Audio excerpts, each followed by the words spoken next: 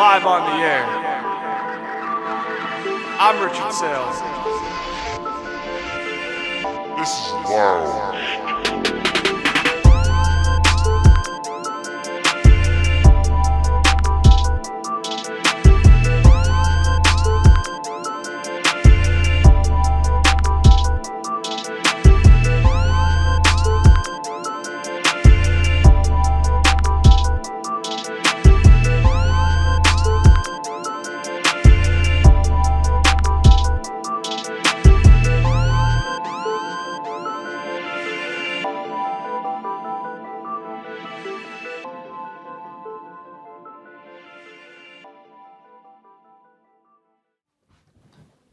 Hello, welcome back to another episode of Lounge Time. I'm your host, Rich Sale. 13 weeks are now done in the NFL season. 5 more to go. Plenty of playoff action to go. We got 3 teams with clinching scenarios. The Chiefs, Eagles, and Vikings can all lock up spots if they do what they're supposed to do. If they win their games and obviously have a few scenarios go their way. And we have 2 teams that are officially out of playoff contention. So, if you are a Texans and a Bears fan, I'm sorry, but I am not talking about your teams this week because you guys are officially out. Not my problem. It's the number 1 rule. We don't talk about teams once you're out of the playoffs. Okay? And you happen to be the first 2 out, so out of sight, out of mind. Let's get right into it. Week 13, everybody's favorite segment. Recapping with Rich. Starting off with the Bills and my Patriots. This is a painful game, but if you're expecting me to rage, it's not happening, okay? Let's get to the Bills side first. Josh Allen was very good. Nothing like, one throw where he's drifting right and he throws it not across his body, but it's like John Jones gave up on the play. I think Gabe Davis scored on that, and it just was an amazing play. I don't know how Mack Wilson didn't bring him down, but he was very good in this game. Devin Singletary, James Cook, they ran the ball pretty well. Singletary ended up, I think, getting the touchdown. Stephon Diggs, still one of the best receivers in football. 7 catches, 92 yards, and a touchdown. Defense, 10 points allowed, 1 sack. They didn't get a takeaway. Poyer's was supposed to have an INT, but they ruled it incomplete. They had the fumble about midfield. Judon recovered it off an Uche strip stack. 9 of 15 on 3rd down. That's great. They had the 1 turnover, 6 penalties. I thought this would be the breakout game where they would just go back to cruise control, back to the old Bills that we knew, blowing out teams and stuff like that, but it wasn't. That part I was wrong, but I am not surprised they beat us. I'm not. Which brings me to my Patriots.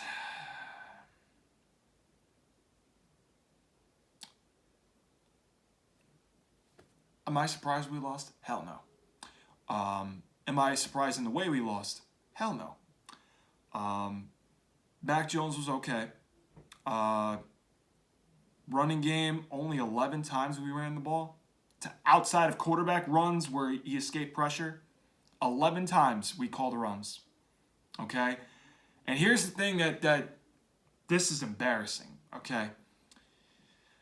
Our leading wide receiver, not even a wide receiver, our leading receiver was a cornerback.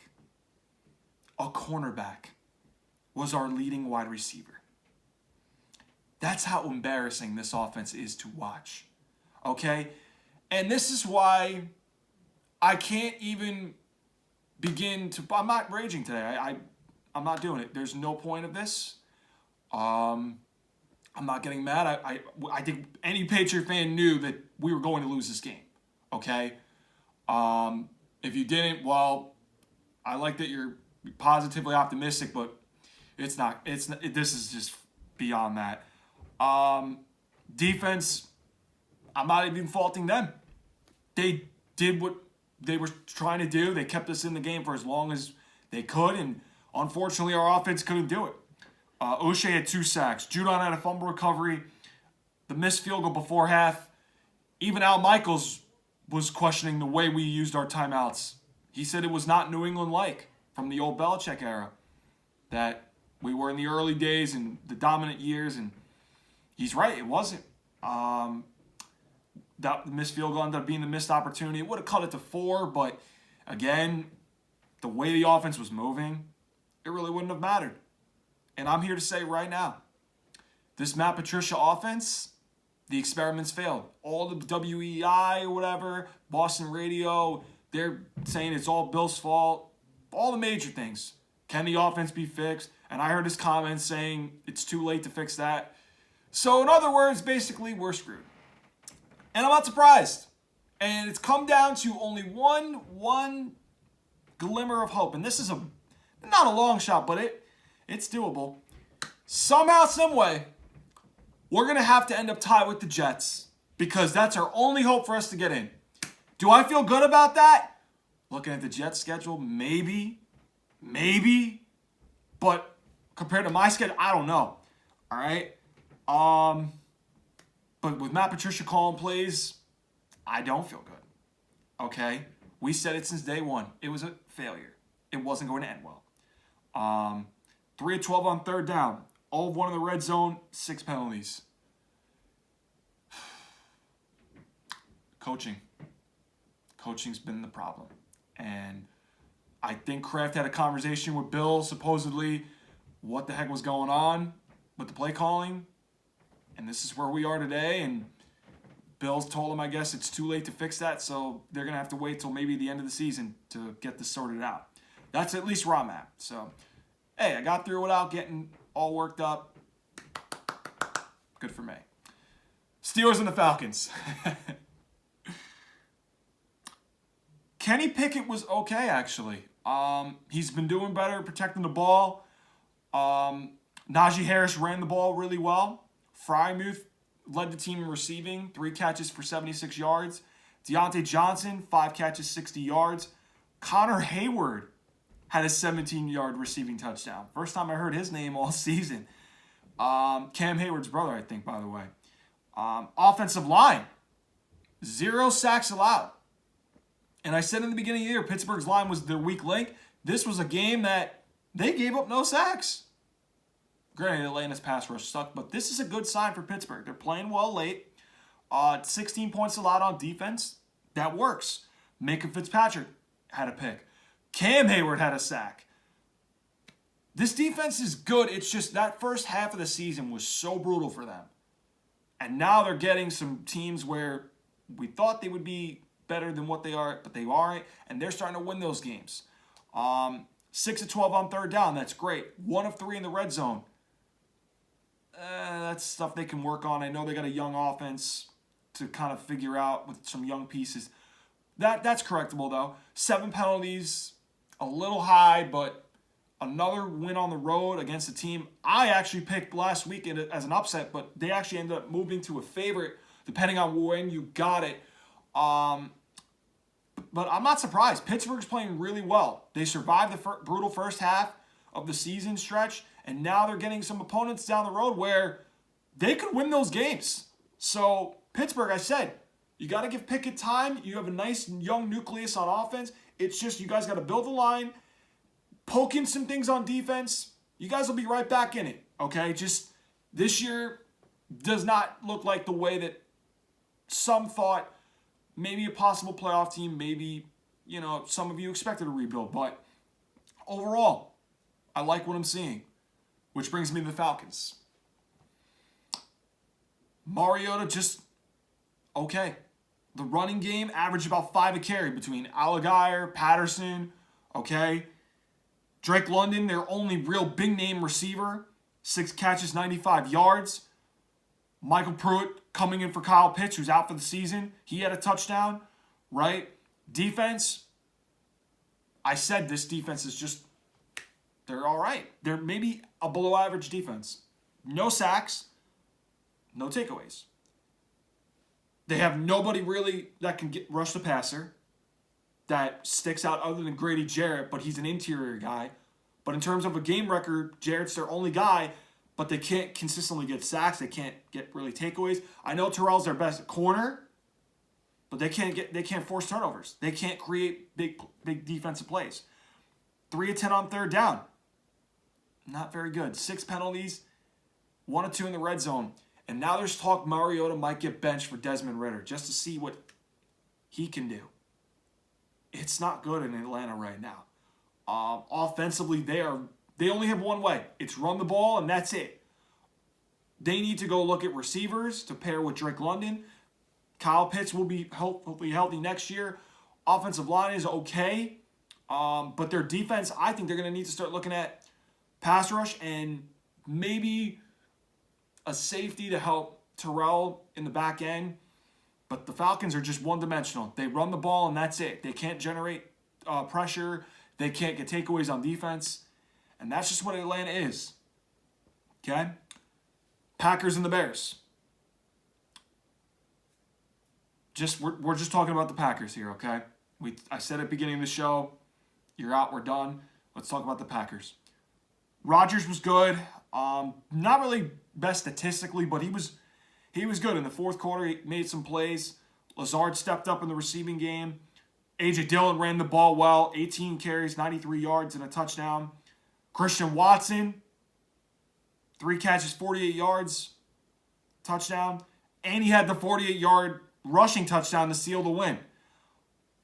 He's their nice young offensive receiver that they're going to build around for the future. Not just this game, but in the last couple of games, he's been making plays. Defense held the Bears to 19 points. Didn't get a sack. 2 INTs. They had the fumble recovery. They had the 1 turnover on downs that, early in the game, they were able to recover from it, though. 6 of 13 on third down. That's actually not that bad. When you're like 50%, it's really good. When you're slightly under, it's not that bad. It's more of like if you're under 30%, that's when it's not that great. 1 of 3 in the red zone. That's something that they'll work on during the week, I'm sure. That's up there. I think Fridays they do red zone. Not just them, but teams in general. But Green Bay's still alive. They go into the bye feeling good. They have some games that could maybe make the record not as bad as it was during the middle of the season. But I still don't think they're going to make the playoffs. Not with the teams in front of them and what they are going to have to go through. But they have a chance. I just don't think they're going to do enough to get in one of those spots. Jaguars and the Lions. Trevor Lawrence was okay. I know he got hurt middle of the game. But when he came back, he was all right. It was kind of too far ahead for them to really make it a game. Running game didn't do much. I think ETN had a lost fumble, which he did. Christian Kirk, 6 catches, 104 yards. Evan Ingram had a touchdown. But the defense, these are basically the 2 teams that can't stop a cold or a runaway train, and it ended up being one being worse than the other. And that ended up being the Jaguars, okay? 40 points allowed. They got 2 sacks, but they got no takeaways. I know Trayvon Walker looked good preseason. I haven't heard of him much since. Devin Lloyd, I like as a middle linebacker, okay? They got to build this defense. Because offensively, they've got some good skill position players. ETN and Lawrence are familiar with each other going to their college days. Offensive line, it's getting a little better, but their defense is clearly their biggest need in the offseason, okay? Fumble, turnover on downs, big missed opportunities, 40-14. It wouldn't have made much of a crazy difference. 3 of 12 on third down, 1 of 2 in the red zone, 5 penalties, the 1 turnover. Jacksonville's going to have some things to address in the offseason, mainly defensively. But they're a young team. They've definitely shown they are much better than what they were last year under Urban Meyer. But they'll be fine. Just this defense has got to get better first. Which brings me to the Lions. Jared Goff was good. 31 of 41. 340 yards, 2 touchdowns. Didn't turn the ball over. What do you know? DeAndre Swift, Jamal Williams. Combined, 25 carries, 97 yards, 2 touchdowns. They have a 1-2 punch. And then Amon-Ra St. Brown. He had a game. Sucks for me because I had to go up against him in fantasy. and he killed me. Okay? Thank you, Amon-Ra. You killed my fantasy week. 11 catches, 114 yards, 2 touchdowns. Really appreciate it, especially that garbage time touchdown. That killed me even more, okay, in fantasy. I ended up losing because of him and many other guys I'm getting into. I know who basically wrecked me. He had, I think, 37 if you have ESPN leagues. He had 37 about. Oh, my God. And the garbage time touchdown just, oh, my God, it was bad. It was bad. DJ Chark, 5 catches, 98 yards. Defense actually had their best game of the season. Yes. 14 points allowed. 2 sacks. Alex Anzalone had a fumble recovery. The Lions defense, well, you could argue Green Bay was better, but compared to what the Lions have been all year, this is one of their best games defensively. This and Green Bay, I want to think, they were their best games. Okay? 8 of 12 on third down. Great. When you look at this game from a big picture, this is a game you build on this. You have a 1-2 punch. You protected Goff well. You have receivers that are stepping up. Jameson Williams came back too. When he gets more into the rhythm and flow of the offense, they're going to be tough to stop. The one thing they're going to have to do is same with the Jaguars. They got to get defense. Aiden Hutchinson's been a nice rookie this season with some interceptions, with some sacks. He's been very good. Now it's what you build to complement him. And Campbell and them will figure out how to win more of the close games and beat the good teams. It's just, for them, it's a slow rebuild, but they are picking it up a little quicker than I thought. Last year, they lost a lot of close games. It's the same thing this year. It's just now, when is the year that they win close games and they beat the good teams, and when does it all come together? That's what it comes down to for the Lions, okay? But it's this game, you got to build on this, okay? Jets and the Vikings. Mike White had flashes. He was okay. Good and bad, though. 31 of 57. I read it right. 369 yards. He had a rushing touchdown. 2 interceptions, though. First series of the game, and then the last play, basically, of the game. Bam Knight, 15 carries, 90 yards. Wow, did I expect James Robinson to get put in the doghouse? No. But 2 weeks in a row, Bam Knight has been the back they like. Even over Michael Carter. Garrett Wilson, another monster game. 8 catches, 162 yards. Corey Davis, 5 catches, 85 yards. But the defense of the Jets, they didn't do their part. 27 points allowed. 2 sacks, 9 quarterback hits, no takeaways. And this is really where the game was won and lost. Won for the Vikings, lost for the Jets, right here. Okay? Turnover on downs. Around second half, they were about, I think, 4th and 2 at the 42. They didn't get it. Then they had a turnover on downs at the 1, and Berrios almost had it, and then it slipped out and dropped. And then the INT, last play of the game. But 3 of 16 on third down. And then this is like mind-blowing. 1 for 6 in the red zone. Okay? Yes, it's not a typo. 1 for 6 in the red zone, 3 of 16 on third down. And you have those missed opportunities on top of it. And you lost by 5. This stinks. But for me, I'm glad they lost because I'm trying to catch them if I'm to have any hope of making one spot. I told you the Jets have tough road games coming up, all right? This is my only hope as a Patriot fan. And they lost 1, but they got another tough one this week, okay? And this, we'll get to picks later, but 6 penalties, 2 turnovers for the Jets. Tough road games ahead. And they only lost by 5. It's just, I don't know, but I definitely think Mike White, even in the loss, he probably is the QB of the Jets over Zach Wilson for the remainder of this season. Maybe I'm wrong. Which brings me to the Vikings. Kirk Cousins was okay. Didn't really light it up statistically. Dalvin Cook, 20 carries, 86 yards and a touchdown. Alexander Madison had a 14-yard rushing touchdown. So they got the run game going, which was huge. Not a lot of teams have been able to run on the Jets very well. They were one of those teams. Justin Jefferson, not a crazy game for him. 7 catches, 45 yards, and a touchdown. Defense, though, 1 sack, 8 quarterback hits, 2 INTs. They gave up 22 points allowed. The one unit I think that's going to hold them back from making a deep run is the defense. They can score with anybody. They just can't stop anybody either, okay? And that's a dangerous formula, especially if you want to make a run in January and February. I don't think that's going to work by then. Not with how the NFC is kind of shaping out. We'll talk about some more of those NFC teams, but compared to some of the other teams, I don't like their chances, okay? 9 of 18 on third down. That's great, 50%. Win it in, basically. You play the Lions in Detroit, you win, you clinch the North. You are in the playoffs, okay? So, again, nice win. Now, this is on the silver platter. You just got to beat the Lions on the road, and you are in. Couldn't ask for anything better. Washington and the Giants. A tie. A tie.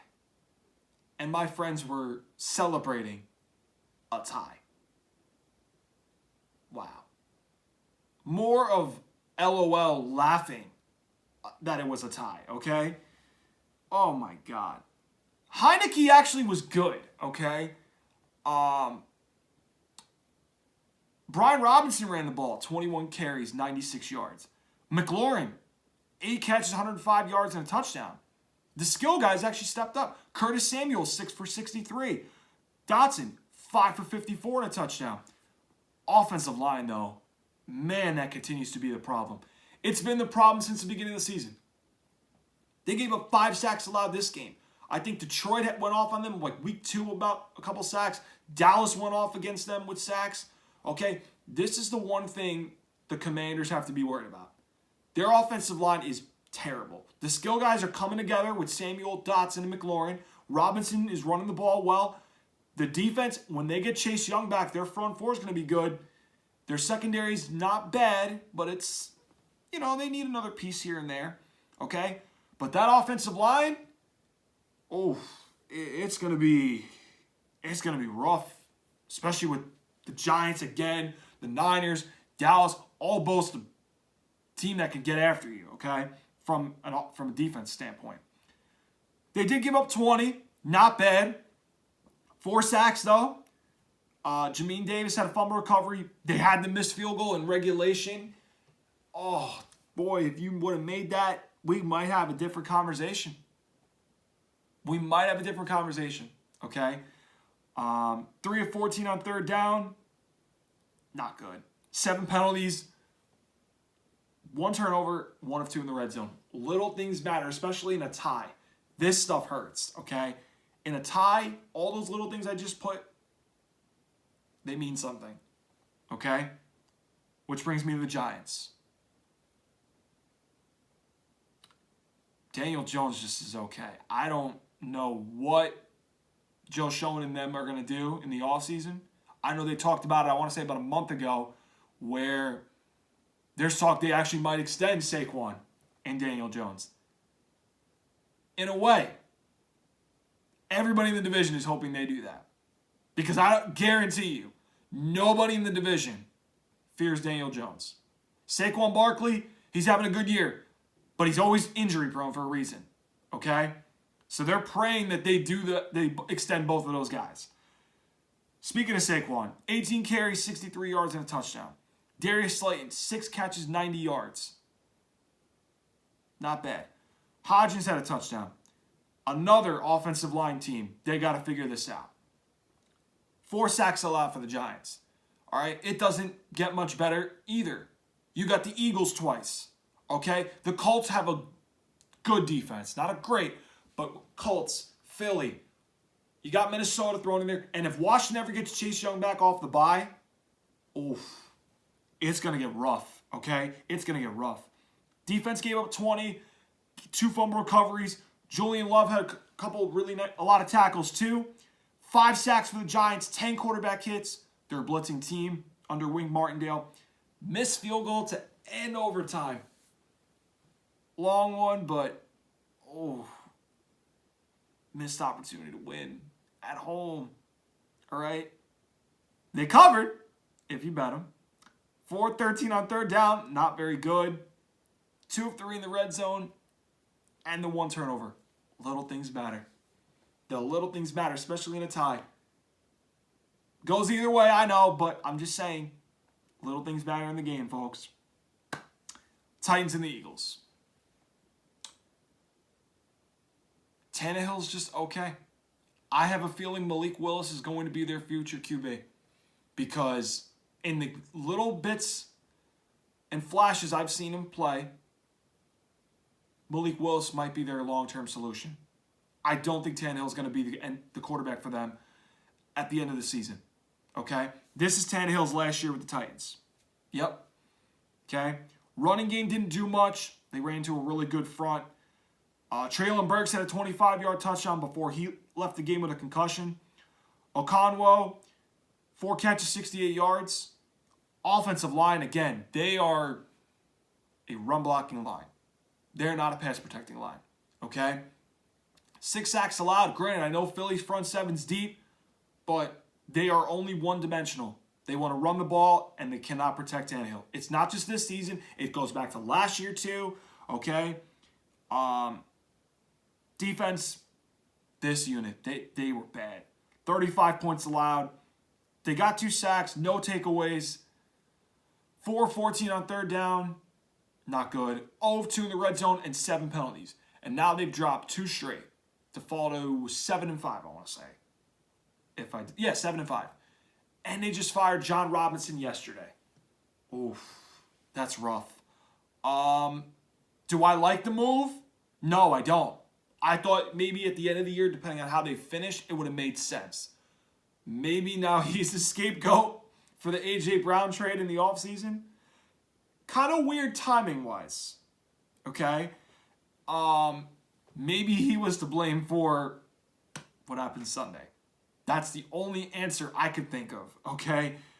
Which brings me to the Eagles. Jalen Hurts, 29-39. 380 yards, 3 touchdowns, and added a rushing touchdown on the ground. Miles Sanders ran the ball, got a touchdown. The running game didn't really, they got stuff for the most part. But they got their little, chunk red zone touchdown runs. A.J. Brown, another guy that dropped 30. Again, wrecked my fantasy week. 8 catches, 119 yards, 2 touchdowns. Had another garbage time touchdown when the game was basically over. That hurt. Devontae Smith, 5 catches, 102 yards. Touchdown. Defense, though, 6 sacks, 9 quarterback hits, 10 points allowed. And they got Jordan Davis back. And they add that with Ndamukong Suh and Linval Joseph they got when he was hurt. They're deep. Okay? Oof. 0 takeaways, though. They still won outright. 3 of 11 on third down. 12 penalties, though. That's a lot. Okay? Philly right now, they're gonna win the East, I think. Because their schedule is very favorable over the last 5 games. Okay? Broncos and the Ravens. Oof, there's not a lot to talk about here. 10-9 this game was. Russell Wilson was just, I mean, we kind of knew this. All right? Running game, they had 2 big runs, let's be real. Russ had 1, and then Mike Boone had the other. Dulcich, 6 for 85 yards. Jerry Jeudy, 4 for 65 yards. Defense gave up 10, should win the game. Problem is, Denver can't score. We know this. 4 sacks. Justin Simmons, one of the very good safeties in football right now. 2 interceptions. Missed field goal from McManus, 63 yards to end the game. 2 of 12 on third down. Nathaniel Hackett might be one and done. All the shit Denver's had to go through all year, it's not getting better. It's not. I mean, wow. I wonder if anybody had them 14th out of 16 in the AFC. Because They're worse than my Patriots who can't even move the ball on offense. They're worse than Vegas and Pittsburgh right now. That's sad. That is sad, man. Oh, my God. Just when they thought they had the quarterback situation right. And it looks worse. Seattle's like, Russ, go ahead. We'll let you grant a trade. Did they see the writing on the wall, maybe? It looks like they did. Wow. Which brings me to the Ravens. Lamar Jackson got hurt. They said he's week to week. Possibly play Sunday. Depends how the week goes. But Tyler Huntley, he had a rushing touchdown to win the game. Running game did okay. Mark Andrews, 4 catches, 53 yards. Offensive line, again, they're just a power run line. They are not a pass blocking line. 4 sacks allowed. Defense basically won them the game. You could argue the one big drive on offense did. All right, I'll give you that. But 9 points against Denver. I mean, this is kind of expected. Let's be real. But one drive basically won them the game. Okay? And the defense. 2 sacks, 9 points allowed. All right? 2 missed opportunities. The interception by Huntley, and then I don't know what kind of trick play they were doing past midfield that made another pick. I don't know what that was all about, but that was bad. They just looked sloppy on offense, even with or without Lamar. 3 of 13 on third down, 1 of 2 in the red zone, 2 turnovers. And you got an easy schedule, but right now, they'll go in by default because they got Steelers twice. I think they'll split. Watson looks rusty. In Cincinnati, they're not winning. They are not winning in Cincinnati. I'm sorry, but whoever I'm forgetting as the other game, they'll be fine. Okay, they'll be fine. All right, Browns and the Texans. Now, we're not talking about the Texans. They're out, so let's just give Cleveland's side of things, okay? Deshaun Watson, we kind of expected this. He was typically rusty. Not playing for almost 2 years. Okay, well, you could argue year and a half. I'm going to say about 2 years. He looked rusty. Nick Chubb, 17 carries, 80 yards. Kareem Hunt, 9 carries, 56 yards. Receivers didn't really do much in large part because the running game did the heavy lifting. That's what Cleveland is. And Deshaun Watson's got to find chemistry with whoever it is, Cooper, Peoples-Jones. But the defense and special teams did the heavy lifting this game. 14 points allowed. They got 2 touchdowns. Denzel Ward, a 4-yard fumble return for touchdown. Okay? Tony Fields, a second, 16-yard pick 6. Donovan Peoples-Jones, 76-yard punt return for a touchdown. That's all they needed. That's all they needed. The run game just to control the line of scrimmage, protect Watson. Defense and special teams did the heavy lifting against the Texans. That's all they needed. Okay? 4-13 on third down. Probably not as good as they like, but not good in general. 0-1 in the red zone, they'll work on. 6 penalties, 2 turnovers.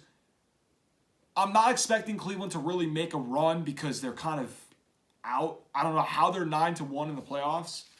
But after Deshaun Watson looking rusty, I don't think they'll make it. I do not think they will make it. Seattle and the Rams. Geno looked pretty good. I could steal the old Curb Your Enthusiasm line. He looked pretty good. For you Curb Your Enthusiasm fans, you know what I'm talking about. It's a great saying, okay? 28 of 39, 367 yards, 3 touchdowns, INT. The 1 interception wasn't great. He had the fumble that he lost to. That was not good either. But overall, it looked pretty good. Running game did okay. Kenneth Walker had the long, big run before he got hurt. Lockett, 9 for 128 and a touchdown. Metcalf, 8 for 127 and a touchdown. Noah Fant had a touchdown. O-line gave up 4 sacks. Now, I know they just drafted a tackle this year, Charles Cross. I think they drafted a tackle last year. Maybe I'm wrong on that. But they gave up 4 sacks. They got to build up front a little bit. 23 points allowed. They got 4 sacks on John Wolford. 2 INTs, 9 quarterback hits. I talked about the fumble and INT being the missed opportunities. 5 of 10 on third down. It's pretty good. No, actually really good. 2 of 4 in the red zone. Okay, 6 penalties, 2 turnovers. An ugly win against a division rival that's kind of packing it in. Keeps them alive in the playoff race. All right? Still alive for 1 wild card. Which brings me to the Rams. John Wolford, 2 INTs. He was just okay. Cam Akers, 17 carries, 60 yards, 2 touchdowns. They might have found their running back. And he wanted out. But then once they didn't trade him, he's like, all right, I'll play. Receivers made plays, but not as the stat sheet would say it would. Okay? Made a couple big catches, but nothing really eye-popping statistically. Offensive line is bad. We've said this all year. 4 sacks this game they allowed. Defense, 27 points allowed. 4 sacks, 8 quarterback hits. And this is without Aaron Donald. Bobby Wagner had an interception against his former team. They had an interception as the missed opportunity. Think about past midfield. That hurt. That was basically the difference in the game. 4-12 on third down. 2 of 3 in the red zone. 2 turnovers. All the injuries the Rams had, they're done. Okay? And they got a short week. They're basically just done. Okay? They got their Super Bowl. The all-in thing worked. It's just now they're going to have to get younger, and they're going to have to figure out some big decisions in the offseason. Dolphins and the Niners. This game did not surprise me at all, one bit. Did not surprise me. Okay? And I'm going to say this again. All right? Tua did not play well. Okay? And big picture, okay, for those of you that know my stance on Tua, I don't think he's the answer. Okay? I said in the beginning of the year they have a very favorable early season stretch where, middle season stretch rather, where they played a bunch of bad teams at the right time. And they were just going to beat up on them, right? And they did that. But I did warn you, the late stretch is brutal. Okay? And I said this game was the start of it. Okay? And I'm telling you right now, this is not me hating. This is the facts and the results backing me up for this. Tua just isn't the answer when it comes to elite teams. Okay? He lost to Cincy. I know he got hurt in the middle of the game. Okay? But last year, let's go. He didn't play well against Tennessee in the game they had to have to get in the playoffs. He didn't play well. The year before that, against Buffalo, to clinch a spot, they got blown off the doors. Now, if you want to go back to his college days, okay, he played horrible against Georgia in the SEC championship game, okay, before he left the game with injury, and Jalen Hurts came in and won them the game. And then against Clemson in the national championship, he was horrible. He laid an egg, okay? The year after that, against Joe Burrow, 2 versus 3, in Tuscaloosa, Alabama. 2 turnovers to end the first half. Basically, that was the difference in that game. Okay? Had a fumble, the interception before half. I remember this because I watched that game real closely. Tua just isn't great versus elite teams. If you can't beat the big teams, maybe you're not the long-term solution. Okay? And I just don't think Tua is the answer. All right? Now, I know they got the Chargers coming up. They got Green Bay in Miami. Okay? They got to go to Buffalo. I know they'll play New England in January, okay? And they got the Jets at home to end the year. Winnable games, yes. But if I'm looking at it from a big picture standpoint, Tua's not the answer. I don't see it, okay? Against especially the great teams like the Niners are, okay? Running game, only 8 times you ran the ball. 8? I know the Niners are a great defense, but 8 times you ran the ball, Mike McDaniel? Wow, that's not good. Okay? Tyreek Hill, 9 catches, 146 yards, and a touchdown. Trent Sherfield had a 75-yard touchdown to open the game. So outside of 2 big plays, Miami didn't really do much. Okay? Defense had 4 sacks. 27 points allowed, 10 quarterback hits. They got after the young quarterback the Niners had that came in. Howard had an INT. The interception TUA had about midfield. That was a bad play by him. Turnover on downs they had late in the game when it was out of reach. 0 of 7 on third down. 0 for 7 on third down. Wow, that's bad. Okay, I know the Niners defense is great, but 0 of 7 on third down? Mike McDaniel got out-coached by his predecessor, Kyle Shanahan. Ouch. 8 penalties, 68 yards, 4 turnovers. This is an ugly, ugly loss, okay? If I'm the Dolphins, bury the game tape. All right, that was bad. Wow. Which brings me to the Niners. Now, we'll talk about Jimmy Garoppolo in just a moment. Brock Purdy was actually pretty good this game, okay? Despite Miami coming after him with their blitzing defense, okay? Christian McCaffrey helped him out a lot. 17 carries, 66 yards, 8 catches, 80 yards, and a touchdown. Great luxury for a young quarterback is to have a running back that you can trust in both running the football and as a receiver in the backfield. And that's what the Niners did when they acquired Christian McCaffrey early in the season. Kyle Juszczyk had a receiving touchdown. Okay? Defense, really the big story in the game. 17 points allowed. Nick Bosa, who might lead the league in sacks, 3 in this game. Okay? He, in my opinion, is going to be a first-team All-Pro. Now, is it him and Parsons, or is it Parsons, Judon, and then he's second-team All-Pro? I think it's going to be hard to ignore, but it depends on how those 3 go throughout the year. But it's one of those big guys is going to get left out in the All-Pro voting. 3 interceptions. Dre Greenlaw had a fumble recovery. Fred Warner is one of the best inside linebackers in football. He had one of those picks. INT being the missed opportunity. 8 of 19 on third down. Not bad. It's a little over 40%, which is good. 2 of 5 in the red zone. Shanahan's going to find plays in the red zone to get him comfortable. Now let's talk about Jimmy Garoppolo being out. This is a big loss for them because Jimmy Garoppolo, you could argue, was the second most dependable, reliable quarterback among teams in the NFC playoff field. Okay? Because it's Tom Brady, 1, because we all know what Brady's done in the postseason. Granted, I know Tampa's playing bad, but in terms of depending and relying on somebody to win a game of the quarterbacks, you still would take Brady 1, okay, because of everything he's done. Jimmy Garoppolo would be 2, because he's gotten them to a championship game, well, 2 championship games, and a Super Bowl that I know they lost, and he had the one overthrow to Sanders that would have changed the conversation. I get it. But the bottom line was, you could argue he's the second most reliable quarterback among the teams in the playoff field before he got hurt, okay?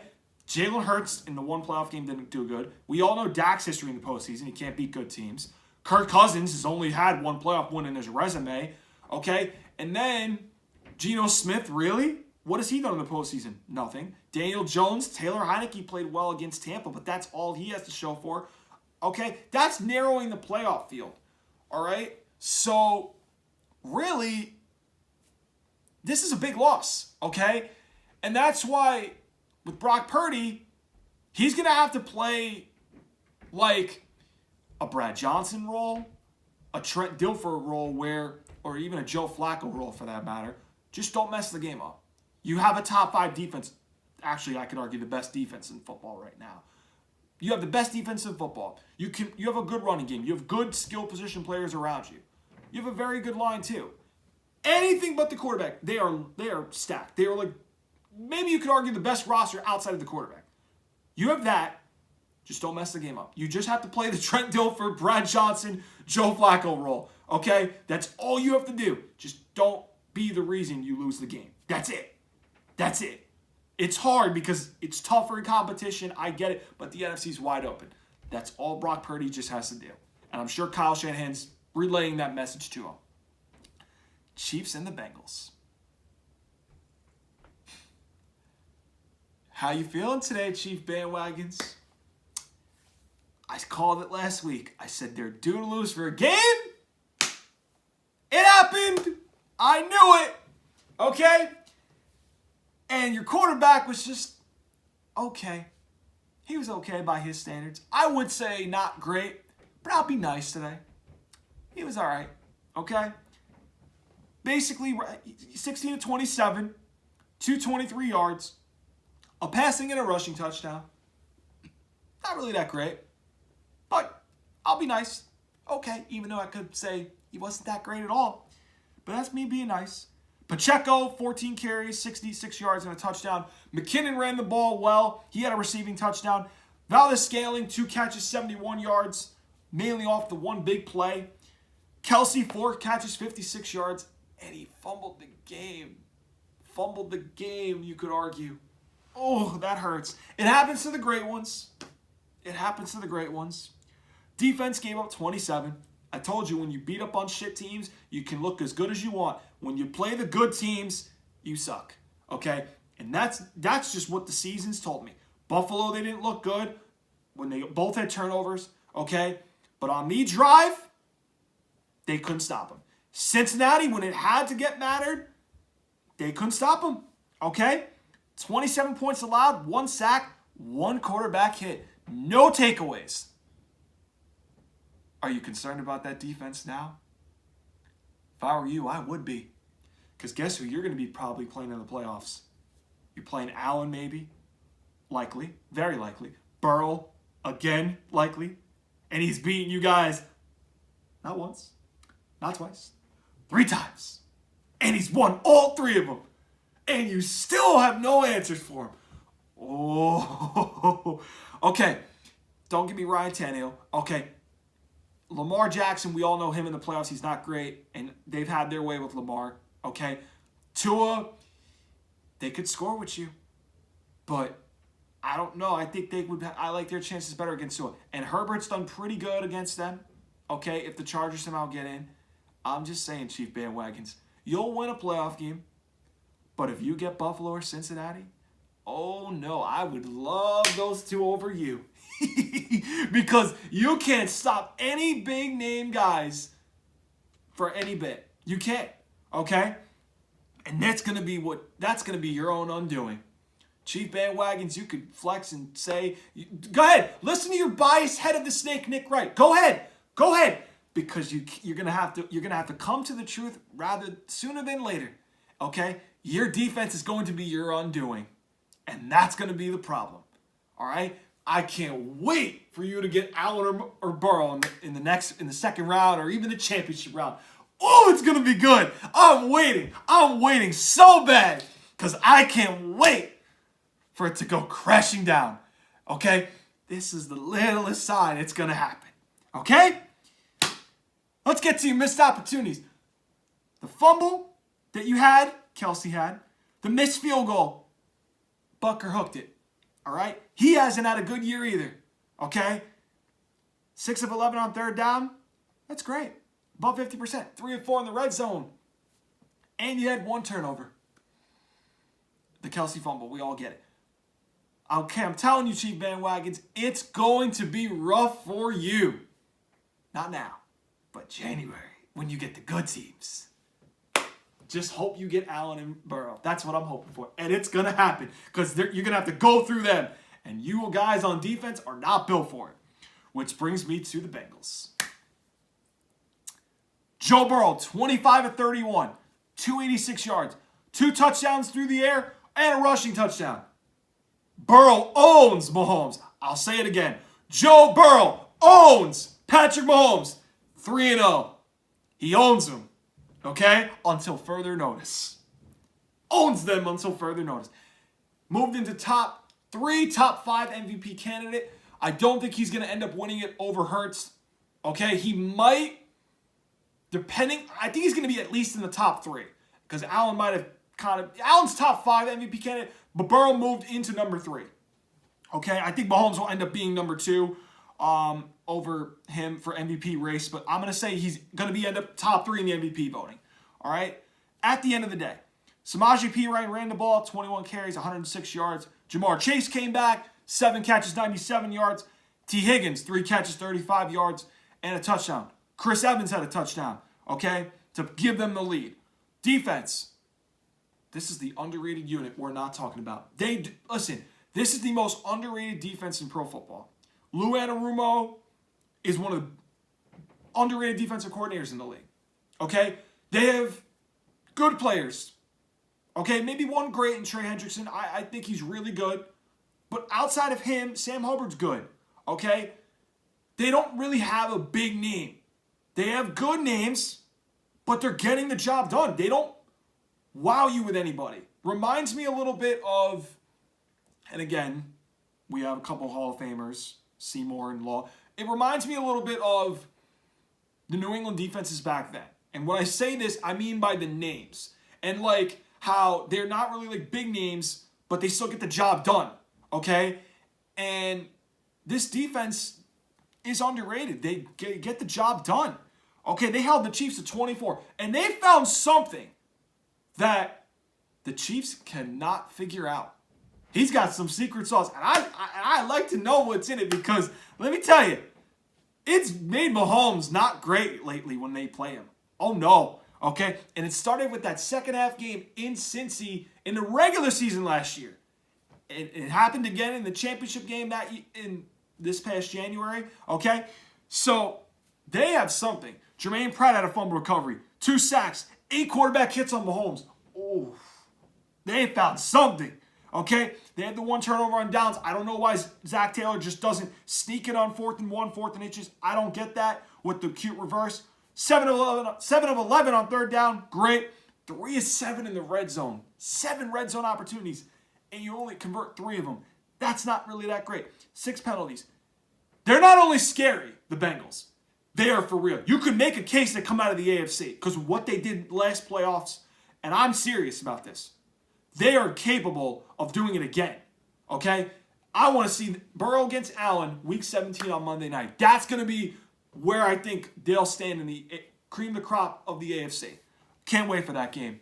Cannot wait. Chargers and the Las Vegas Raiders. Herbert was good. He had the nice 4th and 12 throw to Keenan Allen that kept the game close. Running game did okay.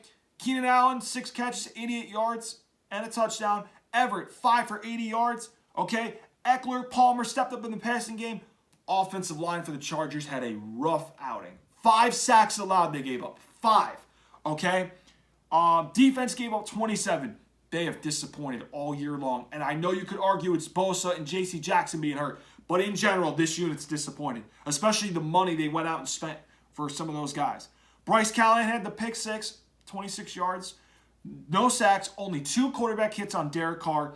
Van Noy had the fumble recovery. But again, the missed opportunities and the way Brandon Staley does this just hurts this team.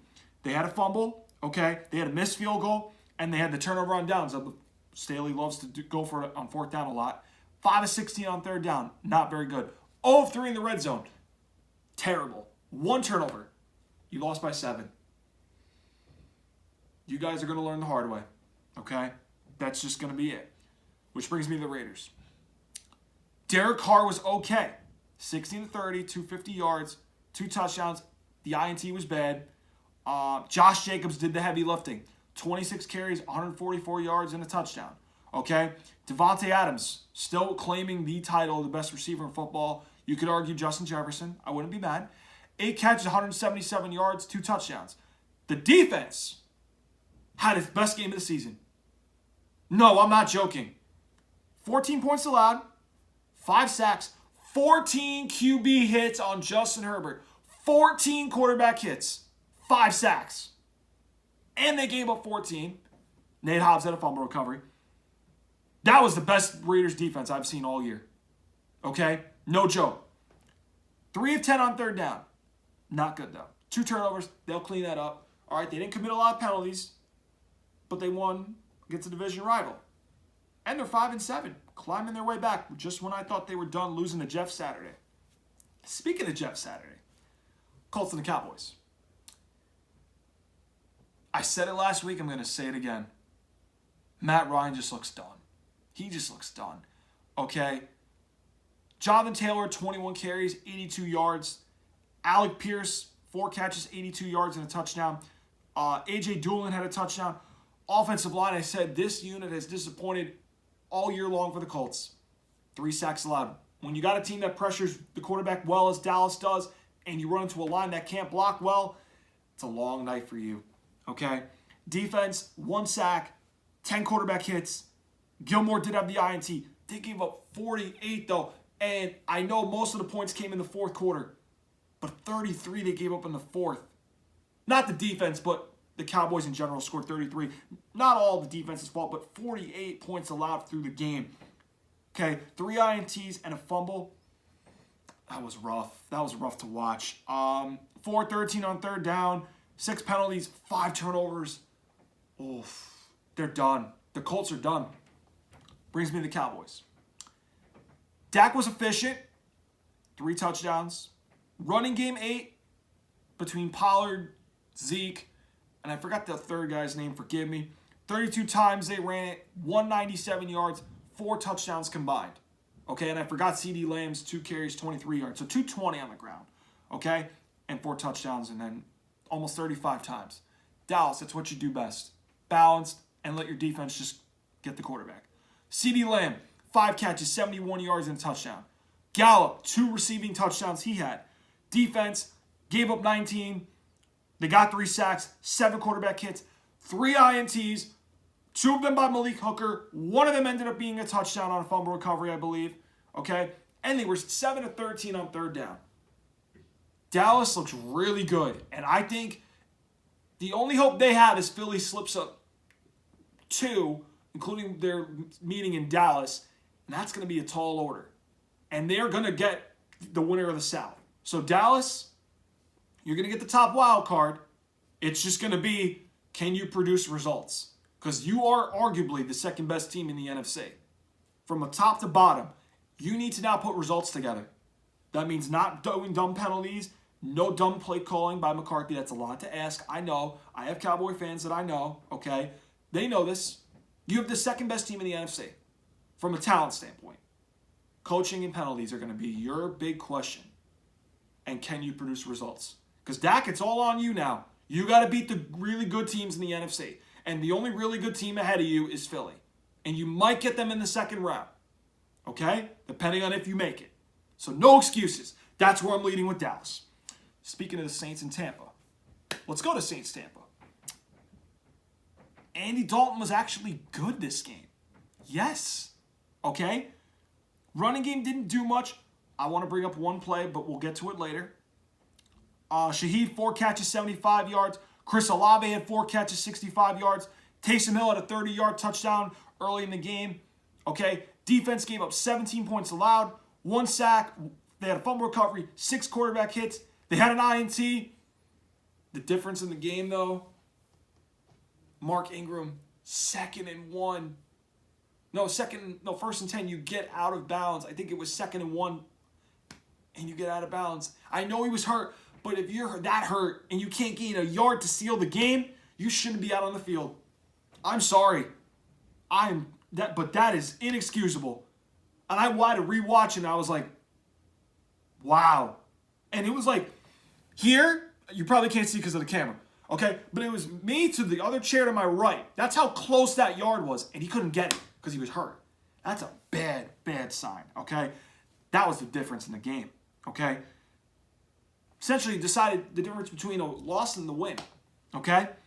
The defense, though, they had the one big PI, though, which, kind of gave Tampa the one of 2 touchdowns they had, okay? Play call down the stretch I did not like. 5 of 14 on third down. Not very good. 0 of 3 in the red zone. Go figure. 6 penalties, 84 yards. Dennis Allen's just a coordinator. He's not a coach. He's not a head coach. I'm sorry. He's just a coordinator. He's just not a great head coach. Some guys are just meant to be coordinators. Some guys are good head coaches. He's just a great coordinator. That's the verdict. Okay? Which brings me to Tampa. Tom Brady was okay. 36 of 54, 281 yards, 2 touchdowns, an INT. He found out late how to beat the Saints. Okay? Running game, Godwin, 8 catches, 63 yards. Mike Evans, 4 for 59. Otan, Rashad White had a touchdown each in the fourth quarter in the biggest drives. The Tampa Bay defense, he gave credit to them. 16 points allowed, 2 sacks. They didn't get a takeaway, but they kept the game afloat. Okay? They had the INT and fumble as the big missed opportunities. 8 of 15 on third down. It's actually above 50%. That's great. But the 2 turnovers they got to clean up. And the last 2 drives of that game, they went some up-tempo, no huddle. Todd Bowles said they might run more no huddle. I'd like to see that. But again, Tampa, big win. Big win. Keeps it a little arms race, knocks the Saints kind of for the moment out of the division. And now all you have is 1 game against Carolina and 1 game against Atlanta. All right.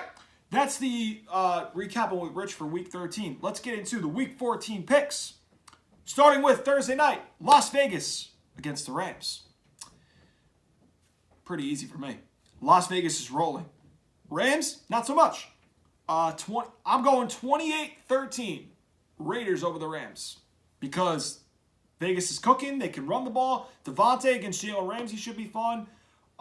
They're supposed to get Hunter Renfrow and Waller off the short week. Not this game, but the game after against my Patriots, of course. So I'm going Las Vegas 28-13 over the Rams. Bills and the Jets. The only thing I have to hope for is that we end up tied with the Jets. And in order for that to happen, I need them to lose at Buffalo. And the Bills are due for that bust-out game. It didn't happen last Thursday, but I'm going with it this coming Sunday. So give me the Bills 30-16 over the Jets. Yep. Give me Josh Allen and them. They're going to light it up. Bust-out game, 30-16 over the Jets. Bengals-Browns. Cleveland beat him Halloween night on Monday Night Football. Last time these teams met. Cincinnati's coming off an emotional win, though, but there's no doubt this game's on their mind. It's in Cincinnati now. Give me Cincinnati to cook them again. Joe Mixon may come back.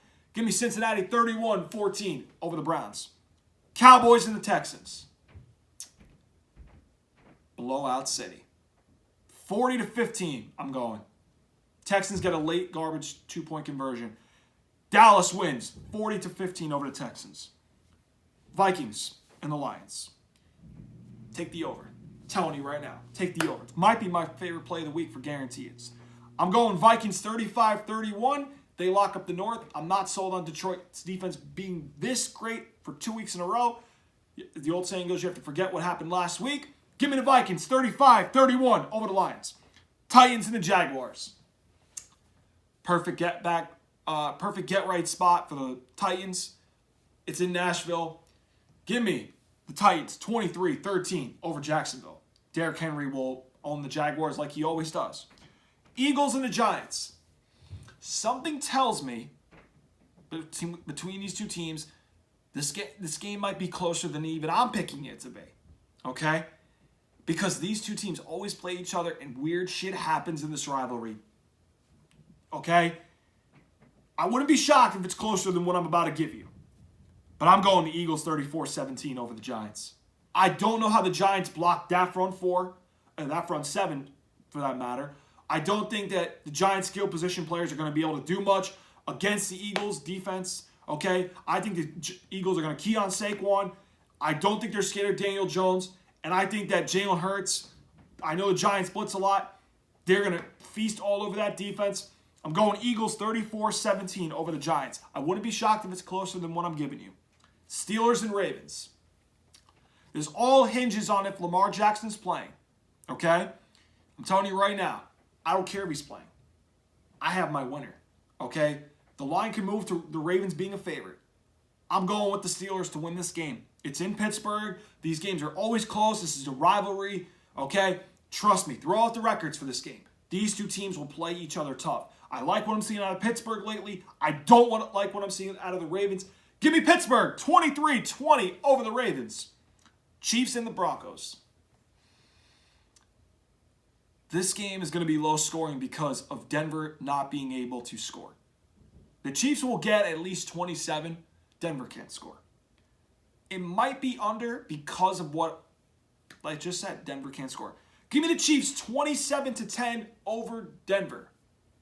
Niners in Tampa. This smells like a dead under, okay? This has one of those like 13-9 type feels. It's not my exact score, but I'm going with the Niners to beat my guy. I know. I don't feel good about this game for them. I don't think that they match up well. Would I be shocked if Tampa wins? No. Do I think they will? No, I do not. The Niners have pitched, 5 shutouts for the first time since, 96, 97? I read the graphic, okay? And Tampa's offense has moments where they can't score. I don't like it. I think Brock Purdy's going to hang in there again against another team that likes to blitz and Todd Bowles in Tampa. Give me the Niners 17-13 over Tampa. Seattle and Carolina. Boy, did Vegas nail this point spread. It's right there. And this is what my exact score has as well, okay?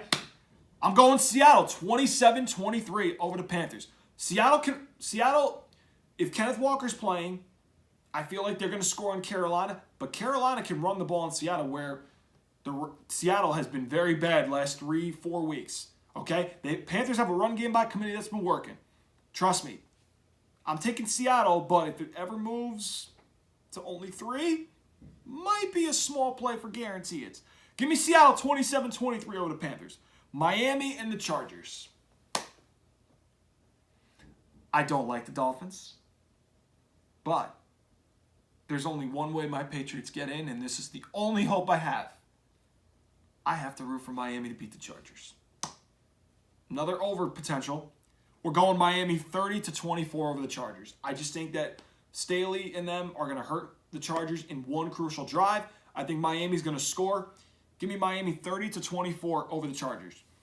My Patriots against the Cardinals. Oh, God. I got to watch this Monday night. Really?